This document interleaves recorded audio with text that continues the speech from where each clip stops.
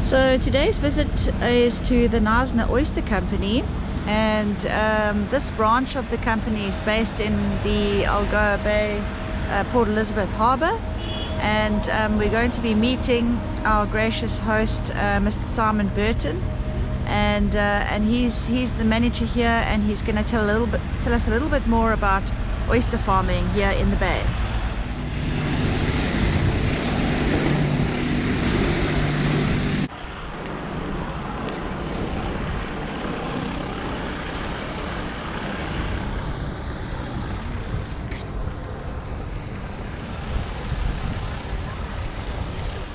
So we're here at Knysna Oysters, and our gracious host is Mr Simon Burton, and he hosts us every year and kindly explains what's going on here at the oyster farm. So I'm going to hand you over to him, and thanks Simon again for having us, this time in video format, but you can just share with us the little background to the farm. Okay, sure. Yeah, so we're part of the Knysna Oyster Company, which is the oldest oyster farm in South Africa. Started up in Knysna in 1949 and has been growing ever since. Unfortunately, we don't have a farm in Knysna anymore because it was proclaimed a national park. So we had this farm here, and we've expanded here in Port Elizabeth. So yeah, the Knysna Oyster Company is now based in Port Elizabeth, but we have branches and an oyster bar in Cape Town as well. So we cultivate the Pacific oyster, Crassostrea gigas, which is native to Korea, Japan, and other areas in the east.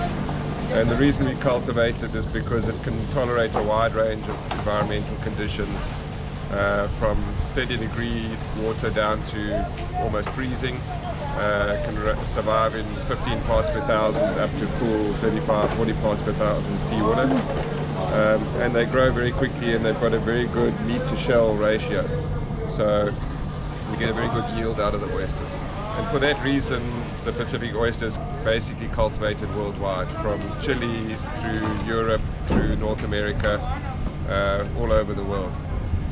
So our process, the oyster farming process, would normally start off in a hatchery, because the oysters have to come from somewhere. And in a hatchery, the managers will have two sections. They'll have an algal culture system, and then they'll have the oyster larval system. They'll also have a broodstock system. Now, normally oysters will only spawn in the summer when the water reaches sort of 18, 19 degrees. So in order to get an all year round supply of seed, then the hatchery will manipulate the temperature and the daylight for the broodstock. Do they use hormones? No, just temperature is actually enough. So it will go through like a 6-week conditioning phase where they slowly raise the temperature, and then the oyster will naturally go into spawning condition. Manipulating photoperiod helps a bit, but the temperature is the key one. Yeah. So then they can produce, they'll normally have 4 different sort of cohorts of broodstock on the 4 different temperature regimes, so they can have broodstock 4 times a year. But one adult female oyster will lay about 80 million eggs. Wow, that's incredible. So you don't need a lot of broodstock to produce millions and millions of offspring. And typically they'll mix 1 or 2 females with 7 or 8 males just for genetic diversity. The oysters are triggered to spawn using just a temperature shock. They actually put them in warm water, cold water, and it triggers them to spawn naturally. They'll fertilize the eggs in beakers, and then once the eggs are fertilized, they'll put them into special larval tanks. And normally after 24 to 48 hours, you've got perfectly formed little free-swimming larvae. Both sides of the shell, under the microscope, they look exactly like a little oyster, but they've got little cilia that they use for swimming around. And then they'll hold them in the larval culture cells and add the sterile culture of algae. And the species of algae that they use are those that are specifically sort of nutritious for the oysters. Like which ones? So they use Nanochloropsis, Isocrasis, Chaetoceros, and when the oysters get a bit bigger, then they'll use Tetrasalmus, some of the bigger dinoflagellates. Yes. And the oyster larvae grow quite quickly. They go, when the first D larvae, it's called a D larvae because the hinge is a straight line, and so it looks like a D. That's sort of 100 microns, so 1/10 of a millimeter in size. And after sort of 15 to 20 days, they'll reach sort of 350 to 400 microns, so just under half a millimeter. And at that stage, they get ready to settle. Yeah. And metamorphose into the adult shape. So in the wild, what the oysters will do is the larvae will actually descend to the bottom, and then they get a foot that develops a little bit like a snail that they use for crawling around on the bottom. And they'll crawl around, and they're actually looking for other oysters. Yes. So they use the calcium carbonate in the oyster shell as a sort of indicator. And like a cue, a chemical cue. A chemical cue. So they're looking for other oysters, because obviously once they've settled, they can't move. Yeah. So if they settle in the wrong place, they're not going to survive. So by finding other oysters, they're finding an area that they can survive in. And normally what will happen is they'll find a little clear area in the substrate, and then there's a special gland in the foot that secretes a drop of glue, and they roll themselves over and glue themselves onto the rock. And in the wild, that's where they would grow naturally from there on. Obviously in a hatchery, you don't want all your oysters stuck to everything, you want them loose. Yes. So there's two methods of doing it. One is putting the larvae into a tray with finely crushed oyster shell on the bottom, and they crush it to about half a millimeter, to sort of 400 to 500 microns, so it's the same size as the oyster larvae. So when they glue themselves onto the substrate, they're actually gluing themselves onto a little microscopic chip, and then once you stir them up, they're all loose. That's the old method of doing it. Nowadays most hatcheries use epinephrine, and they've worked out that a very quick exposure to a very relatively low dose of epinephrine triggers them to metamorphose without adhering to any. Oh, so they just put epinephrine into the water? Yeah, they'll actually like a solution of it. They'll drain the larvae, because every 2 days they'll drain the larvae down through a sieve, or through two sieves. The bigger sieve will collect any debris off the top, and the smaller one will harvest the oysters, and any oysters that haven't developed or aren't growing quick enough will fall through. So they basically cull them all the time. They'll start with, if you want to get 1 million oyster larvae out, they probably start with 100 million eggs, and cull them through.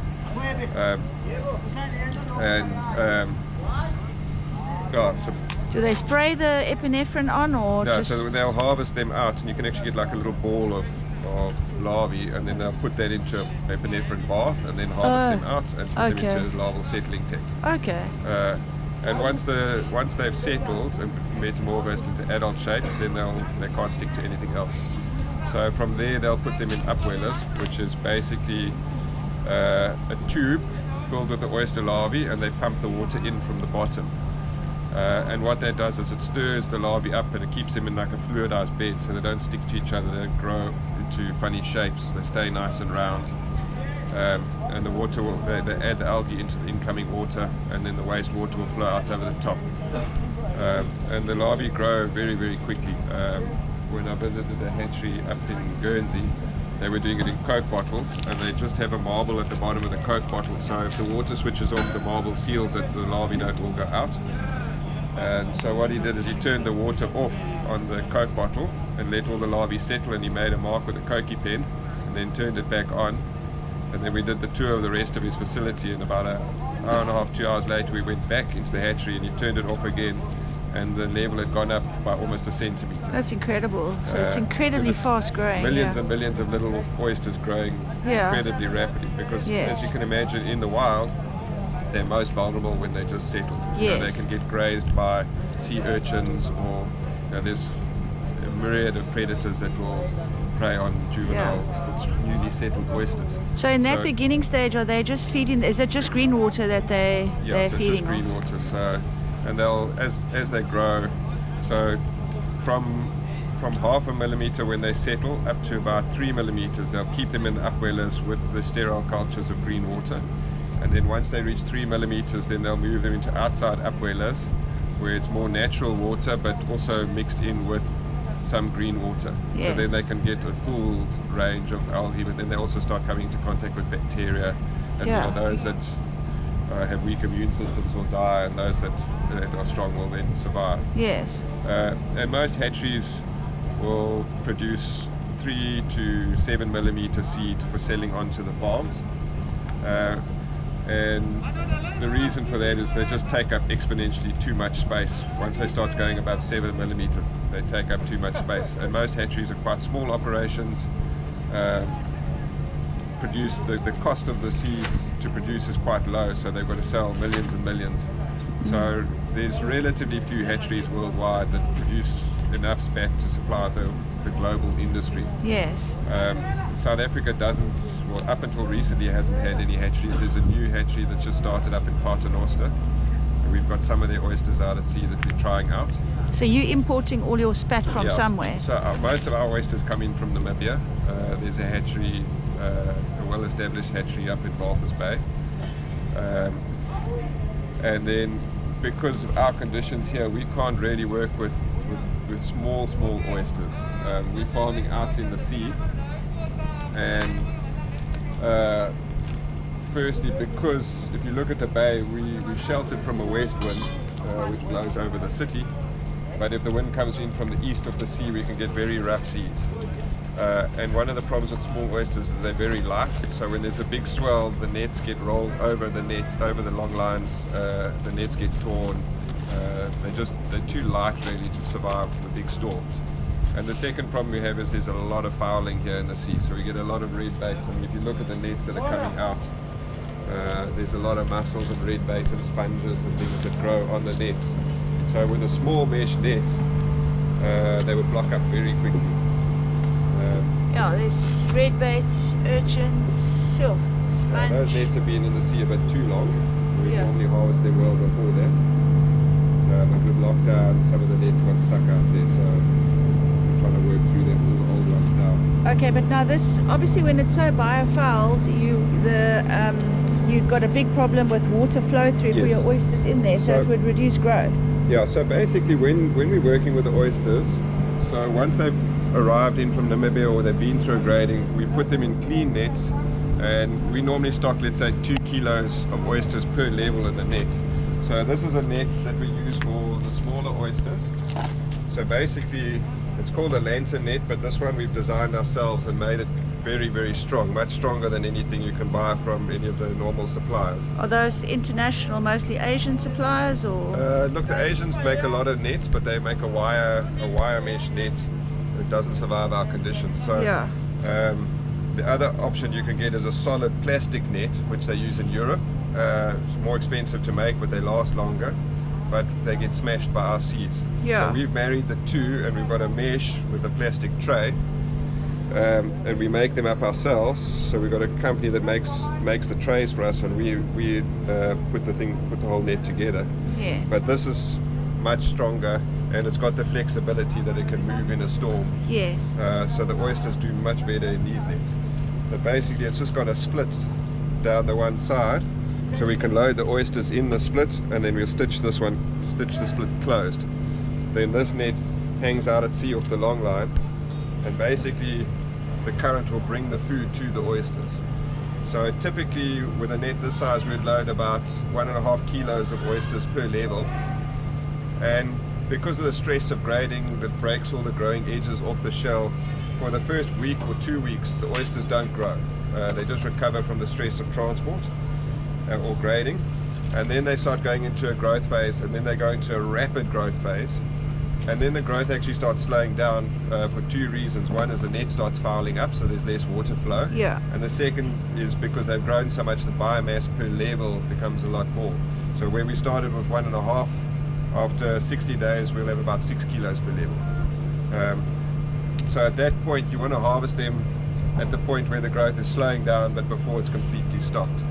The oysters don't die if you leave them too long, they just stop growing. So we normally need as fast a growth as possible because we want to get them to market size, so we normally harvest the oysters just before they start that slow down in the growth phase. So what size are the oysters when they first go into these lantern baskets? So we bring our oysters in at 8 grams, which is probably 20-30 millimeters long. They go into these blue mesh nets, and normally after one cycle at sea, which is 45 to 60 days, most of them will be big enough to go into the bigger mesh, which is this one. So So this is a bigger, stronger mesh, and obviously just with a bigger mesh there's more water flow through the nets, Yeah. so the oysters will grow a bit quicker. And then how frequently would you now grade them? Because you obviously have to keep similar sizes together. Yeah, so every 45 to 60 days we'll grade every oyster on the farm.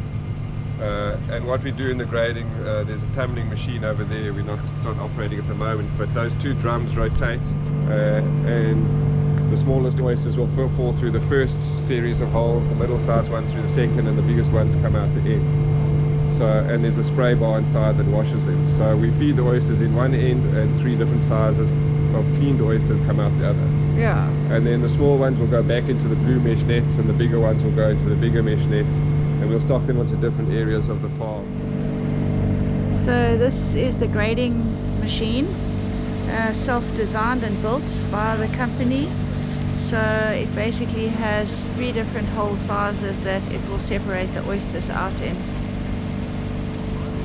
So when they're graded, they're obviously still part of the farming stock, so they will then get taken out to the long line rafts out there. So in the center of your view, all those little black dots, those are the oyster rafts.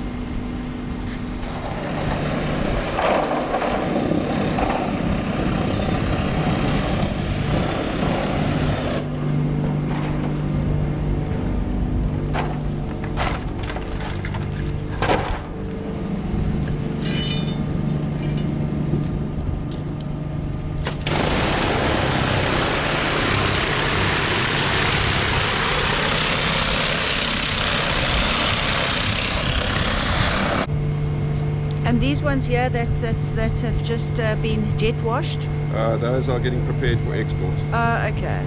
So I'll take you through and show you the tanks in a minute, but basically the farm out at sea, what we've got is we've got floating long lines. So we've got a 5-ton block, concrete block that anchors it at each end, and then there's a mooring line that's permanently in the water, which is a 40mm rope that comes up to a 200 litres float that sits halfway down in the water, and then there's another line that comes up to a surface float. So if you imagine you've got a float underwater and a float on the surface, that acts like a shock absorber when the swell comes past. And the other thing it does is when the tide goes out, the bottom float will rise and will keep the long line nice and tight. If you only had a surface float, you wouldn't have the shock absorbing, and also at low tide the whole long line would go slack, and at high tide it would go very tight. So are these ingenious plans you had to come up with working in South African conditions?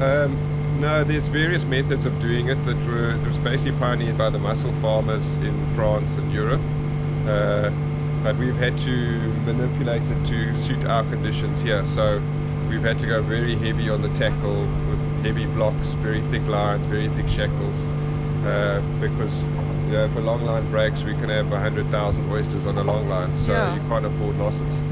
Yeah. What would the monetary value of 100,000 oysters be? Sort of R500,000. Okay, that's a lot of money to lose. Yes. So look, one of the biggest challenges we faced here is surviving storms, because we have some really bad ones, and that's why we designed these nets. And although we do still lose oysters in storms, we've had cases in the past with the old nets where we would lose almost half our stock in a big storm. Sure. So basically, I don't know if you want to have a look at the boat here. So the boat's got a crane on board for lifting the lines. I don't know if you can see behind the tyre there's a roller. So we actually picked the long line up and put it onto that roller. The tyre is just protecting it from the wall at the moment. But they pick up the long line with the crane and put it on there, so that the long line is sort of sitting at working height along the side of the boat. But this is a tank with a full filtration system. It's closed, so there's no contact with the sea. We fill it up once a week and run the filters before we put it in. Sterilized water. So this is basically sterilized water sitting at 5 degrees. And the reason we do that is because it basically puts the oysters into like a state of hibernation, because they're cold-blooded, so they'll travel a lot further, and their shelf life is a lot better when they're chilled. You can go to most they went out to our farm yesterday.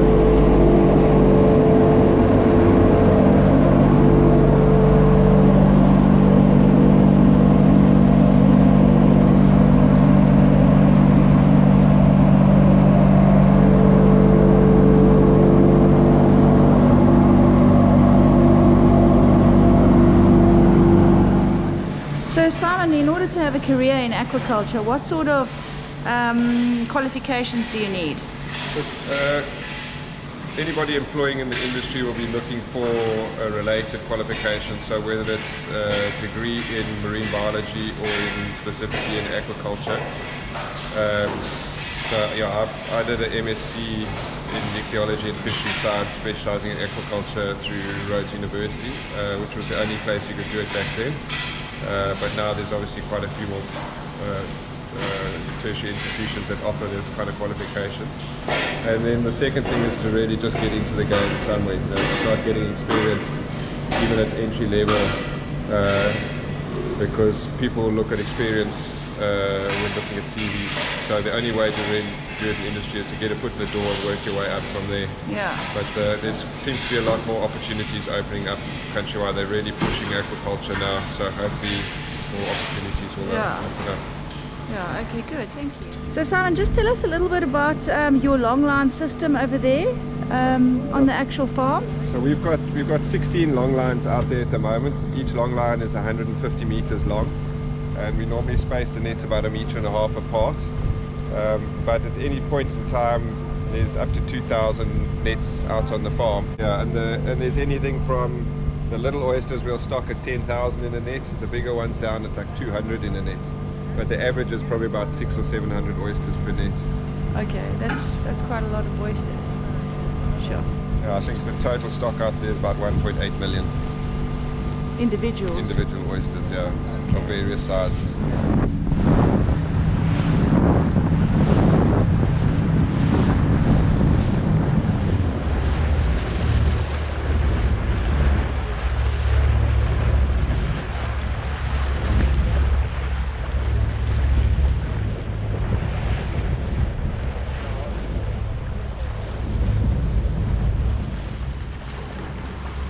So these are the long lines, and the lantern baskets are suspended along this long line, and you can see the yellow buoys. Those are the ones that Simon was talking about, that mark the end of the actual long line system on the side.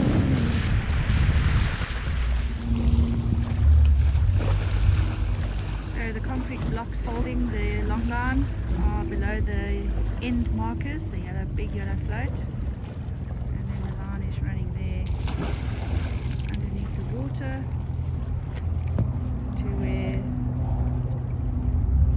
the lantern baskets are being suspended from.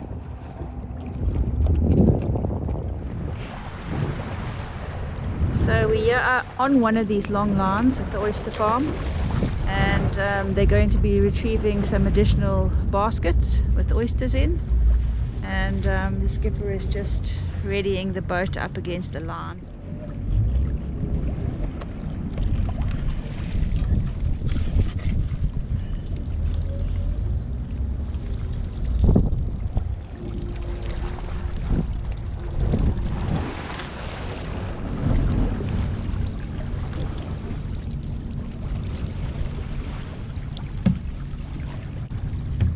You can see that the line is suspended below the surface.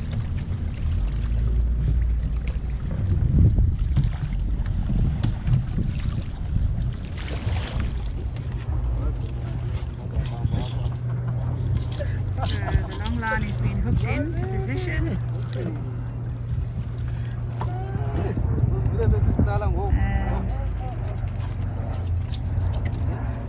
the boat literally drives along till we get to the floats,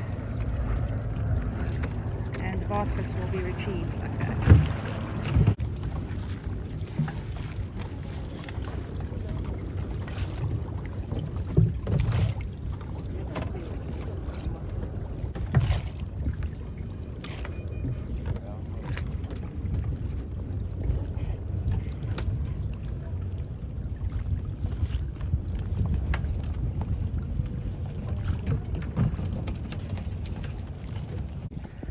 staff have to literally untie each float and net from the main line.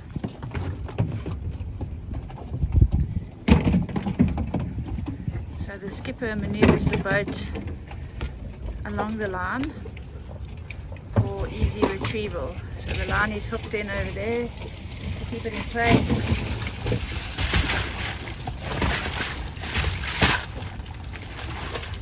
And the oysters come forward.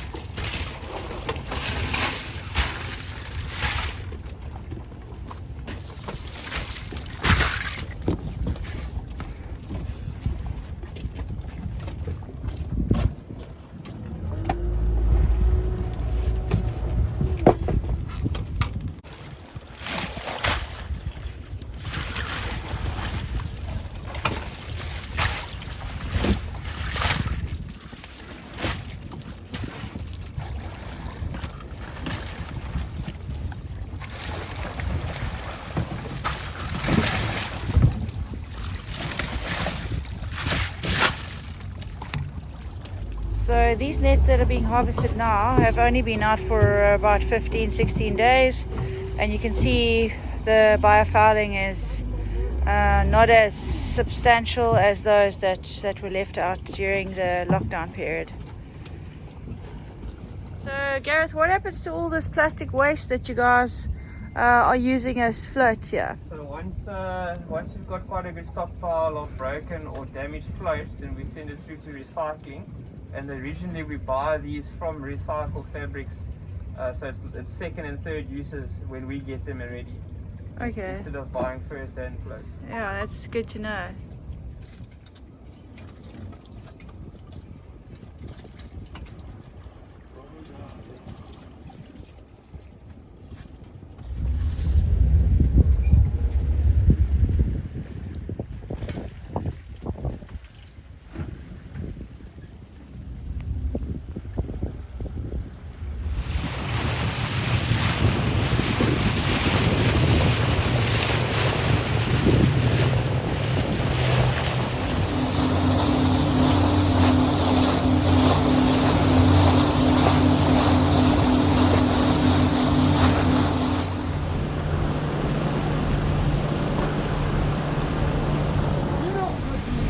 Lockdown, we couldn't sell anything, so we got to the point where you actually couldn't sort any oysters because I know where to put them.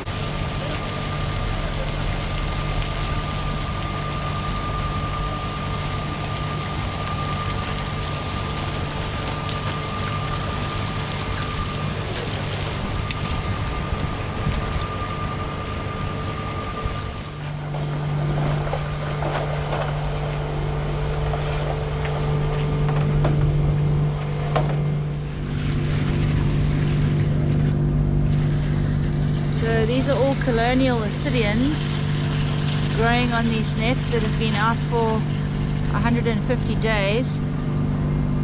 And then we also have solitary ascidians, the red baits or pyura. So these are all the organisms that have fouled these nets that were forced to stay out during lockdown. And a lot of cleaning is going to be involved in trying to get these nets functional again.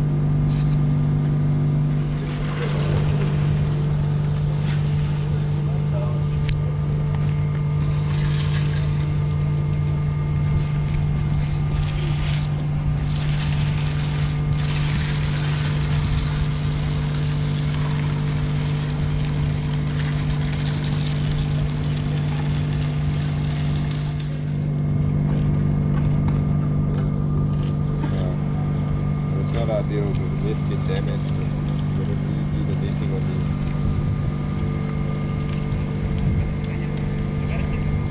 Yeah, it's just skeleton ascidians.